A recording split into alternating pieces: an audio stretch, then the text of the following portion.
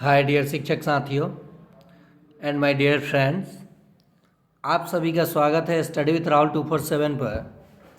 आइए आज के क्लास में हम लोग पढ़ने वाले हैं बिहार का आधुनिक इतिहास, जिसमें बीपीएससी टीआरई 4 सक्षमता 3 आगामी बीईओ 71वीं BPSC Bihar SI Bihar police state and अन्य पीसीएस में पूछे गए प्रश्नों का एमसीक्यू भी करेंगे और बिल्कुल आराम से इत्मीनान से मैं इन सब चीज़ों को आपको बताने वाला हूँ। तो चलिए बिना देरी किए स्टार्ट करेंगे हम लोग और अंत में एमसीक्यू लगाएंगे। अंत में हम लोग एमसीक्यू लगाएंगे जो कि किसी न किसी एग्ज़ाम में पूछा हुआ ये सब प्रश्न है। तो चलिए बिना देरी किए हम लोग शुरू करेंगे कि बिहार के जो आधुनिक इतिहास है उसमें कौन कौन से प्रश्न को पूछा जाता है और सक्षमता में और पिछले साल टीआरई में और बीपीएससी में कैसा प्रश्न पूछा गया था। देखिए, इसमें हम लोग आज बात करने वाले हैं सिख संत और बिहार से संबंध, सूफी संत के बारे में, विदेशी व्यापारियों के आगमन के बारे में। तो इसको अलग से भी मैं एक बार पढ़ाऊंगा और साथ ही साथ अंग्रेज़ों का वर्चस्व और बिहार में अंग्रेज़ों का विरोध यानी आंदोलन, जनजातीय आंदोलन। और अंत में एक अलग से वीडियो बनाऊंगा बिहार में स्वतंत्रता आंदोलन यानी 1857 के क्रांति को लेकर के स्पेशल बना दूंगा इस पर। और अंत में मॉक टेस्ट करेंगे हम लोग। देखिए, सबसे पहले हम लोग बात करते हैं 17वीं सदी में मुग़ल वंश का लगभग अंत हो चुका था, मतलब शक्तिशाली न रह करके टुकड़ों में बढ़ चुका था। और 1707 में औरंगज़ेब की मृत्यु के बाद शहज़ादा अज़ीम जो बिहार का बादशाह बनता है और इसी ने पटना का नाम अज़ीमाबाद रखा। कौन? शहज़ादा अज़ीम। और 1712 में बिहार प्रांत को 4 टुकड़ा किया गया और चारों का नेतृत्व अलग अलग लोगों ने किया। तो पटना का नाम अज़ीमाबाद किसने रखा? तो शहज़ादा अज़ीम ने। औरंगज़ेब की मृत्यु कब हुई? तो 1707। ये तो हम लोग जब पढ़ेंगे मुग़ल वंश तो उसमें भी जानेंगे, बारी बारी से मैं क्लास कराऊंगा। जहाँ जहाँ से प्रश्न पूछा जाता है उन्हीं टॉपिक को मैं कवर करूंगा। अब बात करते हैं सिख समुदाय, सिख संत का बिहार में क्या कौन से गुरुद्वारा है और ये बिहार से कैसे जुड़े हुए हैं, और बिहार में कौन आए और किनका जन्म हुआ। तो सिखों के प्रथम गुरु अगर पूछा जाए तो गुरु नानक देव को माना जाता है। सिखों के 9वें गुरु तेग बहादुर पटना आए और अपने गर्भवती पत्नी को यहाँ छोड़ करके वो असम चले जाते हैं। और जो गर्भ में बच्चा पल रहा होता है वहीं सिख संत के 10वें गुरु गोविंद सिंह के रूप में जन्म लेते हैं। कब? 22 दिसंबर 1666 को। कब? 22 दिसंबर 1666 को गुरु गोविंद साहब जो सिख संत के 10वें गुरु थे, पटना साहिब में उनका जन्म होता है। और गुरुद्वारा कहाँ है? तो पटना साहिब। तो प्रश्न पूछा गया था सक्षमता में, गुरु गोविंद सिंह का जन्म स्थली है। ऑप्शन था राजगीर, पटना साहिब, भागलपुर, उसके बाद मुजफ्फरपुर। तो आंसर हो जाएगा पटना साहिब। नेक्स्ट है अनेक सूफी संत बिहार में आए। शाह महमूद, फिर सैयद ताजुद्दीन, दरिया साहब इसमें काफ़ी फेमस रहे। नेक्स्ट है विदेशी व्यापारियों का भी आगमन हुआ बिहार में। और ये क्यों हुआ? तो सोरा, हीरे, संगमरमर और सूती वस्त्र के लिए। मुग़ल काल का व्यापारिक केंद्र बिहार में कहाँ था? तो वो पटना में था। 1620 में ब्रिटिश व्यापारी ने पटना आजमगंज में फैक्ट्री स्थापित की लेकिन 1 साल के बाद ये फैक्ट्री बंद हो जाती है। फिर डचों ने फैक्ट्री स्थापित की, डेनमार्कों ने की, और 1652 में पीटर मुंडी ने व्यापारिक फैक्ट्री लगाई। डेनमार्क की पहली व्यापारी फैक्ट्री 1652 में पीटर मुंडी ने लगाई। तो यहाँ से आपको याद रखना है कि मुगल काल का व्यापारिक केंद्र बिहार का कौन सा था, तो पटना था। किस किस चीज़ के लिए? सोरा, हीरे और संगमरमर। इसी सोरा को लेकर के एक विद्रोह भी बिहार में हुआ था, जिसको नोनिया विद्रोह के नाम से जाना जाता है अंग्रेजों के समय में। इस पे भी हम लोग चर्चा करेंगे। और ये जो व्यापारिक कंपनियां थी, बिहार में आगमन था, इसको लेकर के अलग से मैं आपको वीडियो बना करके बता दूंगा और समझा दूंगा। नेक्स्ट देखिए, प्लासी के युद्ध के बाद बक्सर का युद्ध होता है। मीर कासिम जो बंगाल का नवाब होता है, शुजाउद्दौला और शाह आलम द्वितीय के नेतृत्व, ये तीनों एक साथ, और हेक्टर मुनरो अंग्रेज़ों के ओर से नेतृत्व करता है। और 22 अक्टूबर 1764 के युद्ध में इन तीनों को हेक्टर मुनरो के नेतृत्व में हरा दिया जाता है। और उसी युद्ध को हम लोग बक्सर के युद्ध के नाम से जानते हैं, जो कि 1764 में हुआ था। इसी के बाद अंग्रेज़ों ने अपनी सत्ता का, समझिए कि न्यू लोग कहता है प्लासी के युद्ध के बाद नहीं, लेकिन पूरी अच्छे तरीके से पूरे शासन व्यवस्था को अपने हाथ में लेने का कार्य बक्सर के युद्ध के बाद ये करते हैं। उसी समय 18वीं शताब्दी में ही बिहार में 1783 में अकाल पड़ा। तो कहीं भी अकाल पड़ता है तो भंडारण के लिए कुछ जगह होता है। तो गोल घर का निर्माण जॉन ऑस्टिन ने 84-85 के समय 1784-85 के समय अन्न को रखने के लिए अन्नागार जो कहा जाता है बनाया था इस रूप में, जिसे आजकल आप लोग गोल घर के नाम से जानते हैं। और ये कहाँ स्थित है? तो बिहार के पटना में। ठीक है, मरीन ड्राइव से जब आप जाएंगे तो दिखाई देता है गोल घर। तो ये गोल घर पहले क्या था और किसने बनाया था? तो जॉन ऑस्टिन ने बनाया था। और ये अकाल पड़ने के कारण इसमें अन्न रखने के लिए अंग्रेज जॉन ऑस्टिन के द्वारा बनवाया गया था। तो यहाँ से भी प्रश्न बना था बक्सर के युद्ध से, और बनता है प्रश्न, और गोल घर से संबंधित प्रश्न सक्षमता में बन जाता है। अन्य परीक्षा में बक्सर से बनता है। अब बिहार में अंग्रेज़ों का विरोध, कौन कौन सा विद्रोह होता है?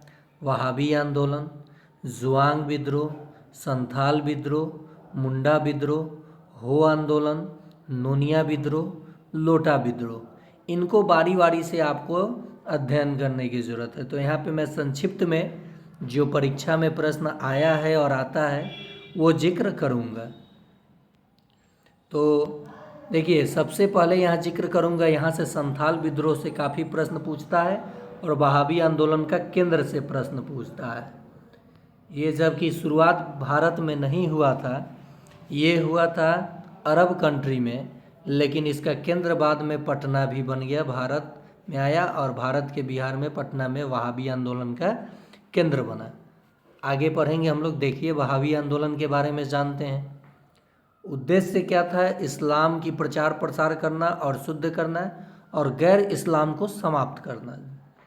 ठीक, तो ये वहाबी आंदोलन 1820 से 70 तक चला। शुरुआत ये अरब के नज्द में हुआ था, और इसके संस्थापक मोहम्मद इब्न अब्दुल वहाब थे। बिहार में इसका केंद्र पटना था। वहाबी आंदोलन का बिहार में केंद्र कहाँ था? तो पटना था, ध्यान में रखिएगा। और भारत में इसका नेतृत्व सैयद अहमद बरेलवी ने किया था। और शौकत अली और एक और अली, दो भाइयों ने इसका नेतृत्व बिहार में किया था।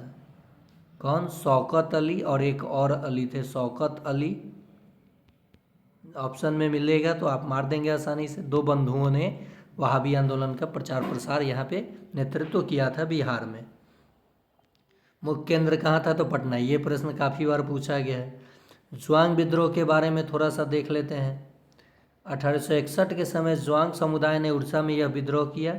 1862 में कोया समुदाय ने गोदावरी जिले में मुत्तादेर्स के खिलाफ विद्रोह किया। पुनः 1869-70 संथालों ने एक स्थानीय सम्राट के खिलाफ धनबाद में विद्रोह किया। विवाद सुलझाने के लिए इसमें अंग्रेजों ने भी मध्यस्थता निभाई। तो ये था ज्वांग विद्रोह के बारे में। यहाँ देखिए, ये ज्वांग विद्रोह नहीं, कोल विद्रोह के बारे में चर्चा है। किसके? कोल विद्रोह। ये कब हुआ था? तो 1831-32 के समय। बुद्धू भगत, बिंदा राय और सुरगा मुंडा ने इसका नेतृत्व किया था। उद्देश्य क्या था? कोल भूमि पर ब्रिटिश शासन के विस्तार और उनकी भूमि को सिख और मुसलमान किसान जैसे बाहरी लोगों का हस्तांतरित करने के खिलाफ ये कोल विद्रोह हुआ। कब? 1831-32 के समय। ये डेट इसलिए याद रखिएगा कि क्रम से भी पूछा जाता है एग्ज़ाम में कि निम्नलिखित में से सबसे पहले क्रम या क्रम से सजाइए, और ऑप्शन 4 दिया रहता है। तो जो पहले सन में हुआ होगा उसे पहले रखा जाएगा। ठीक है।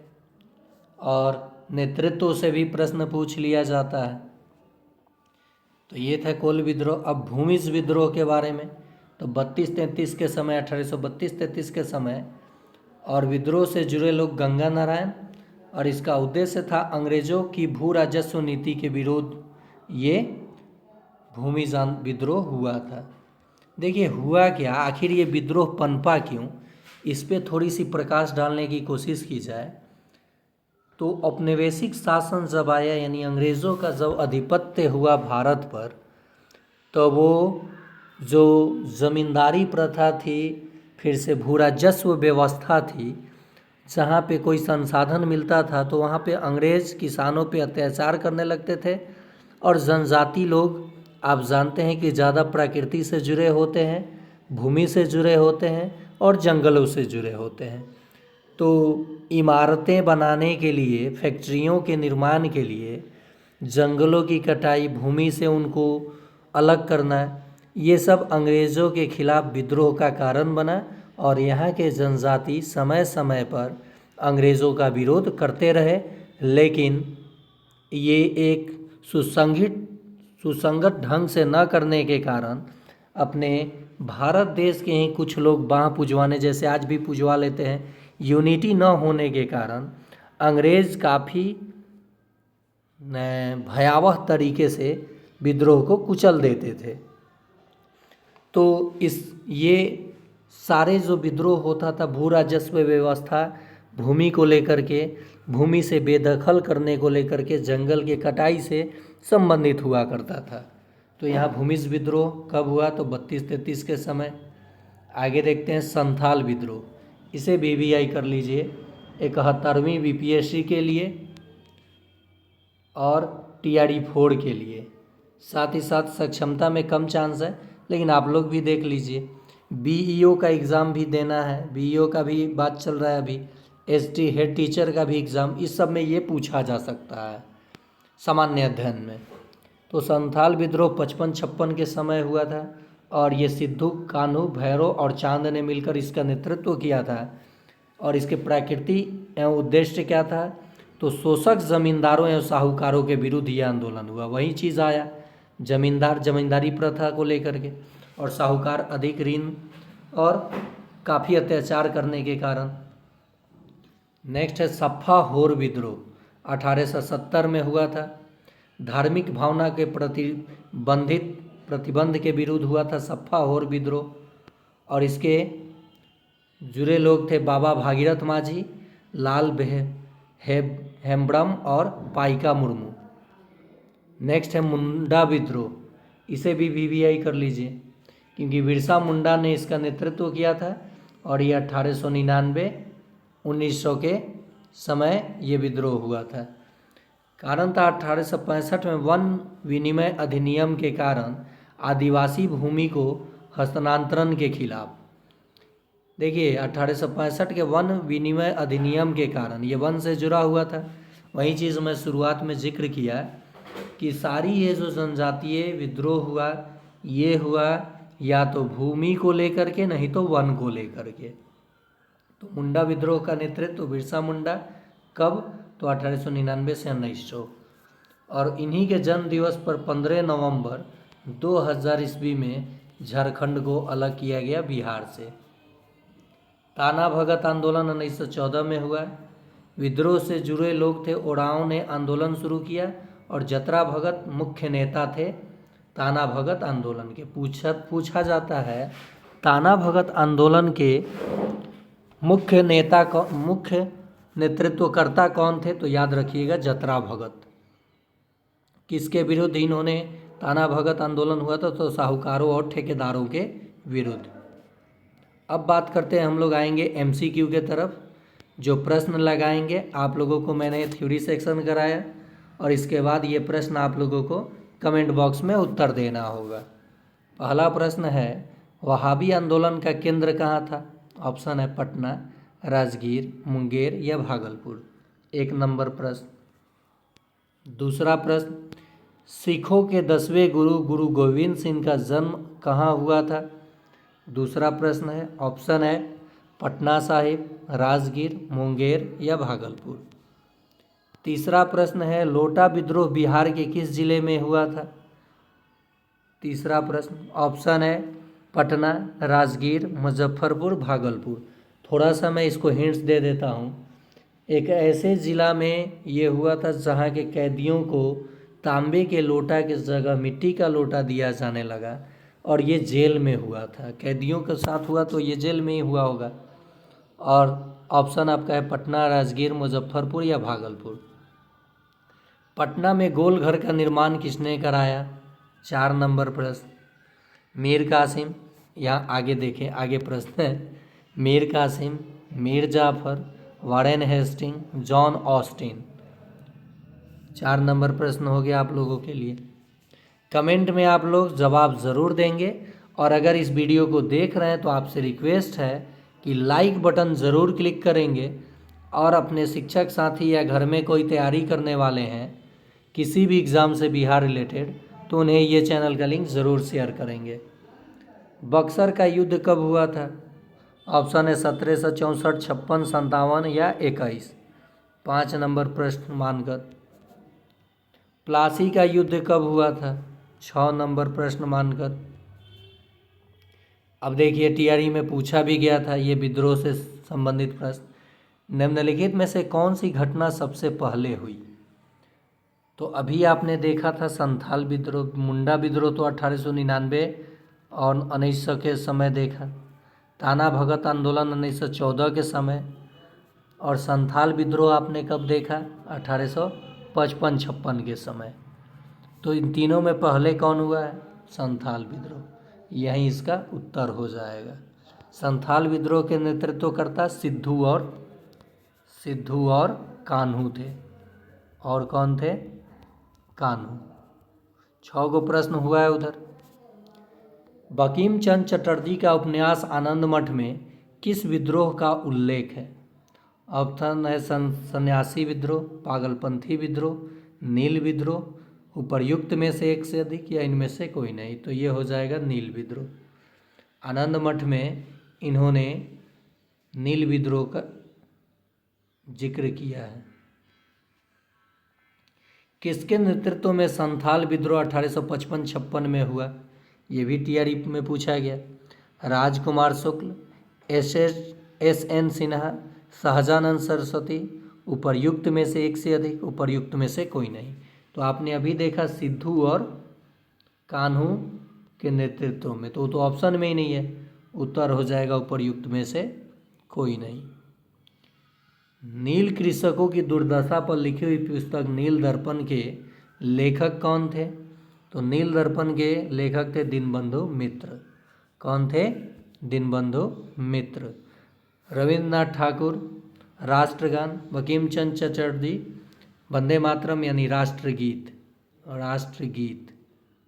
लिखा और रविन्द्रनाथ ठाकुर ने राष्ट्रगान लिखा। प्रसिद्ध नाटक नील दर्पण जिसमें इंडिगो की खेती करने वाले किसानों के दमन का चित्रण किया गया की रचना किसने की? फिर आ गया नील दर्पण से जुड़ा, तो ये हो जाएगा दीनबंधु मित्र। ताना भगत आंदोलन कब हुआ? तो ये 1914 में हुआ। नेक्स्ट है संथाल विद्रोह का नेतृत्व किसने किया? तो ये 7 नंबर प्रश्न आप लोगों के लिए। मुंगेर के बरहिया ताल विरोध का उद्देश्य क्या था? तो ये वकास्त भूमि की वापसी की मांग के लिए ये आंदोलन हुआ था। 19वीं शताब्दी के दौरान होने वाले वहाबी आंदोलन का मुख्य केंद्र क्या था? मुख्य केंद्र कहाँ था? तो ये पटना था। नेक्स्ट है पागलपंथी विद्रोह वस्तुतः एक विद्रोह था, किस जनजाति के द्वारा? तो गारो के द्वारा। कोल विद्रोह 1831-32 ईस्वी में का नेतृत्व किसने किया? कोल विद्रोह का बुद्धू भगत, सिगराय, सुरगा या जतरा भगत? तो कोल विद्रोह बुद्धू भगत ने किया था इसका नेतृत्व। तो ये था बिहार से जुड़े कुछ महत्वपूर्ण प्रश्न। आगे ऐसे ही वीडियो पाने के लिए आप इस चैनल को सब्सक्राइब कर लें, बेल आइकन दबा दें। सक्षमता के साथ साथ TRE 4 और BEO और ST हेड टीचर की तैयारी आपको इस चैनल के माध्यम से फ्री ऑफ कॉस्ट बिना किसी शुल्क के कराई जाएगी।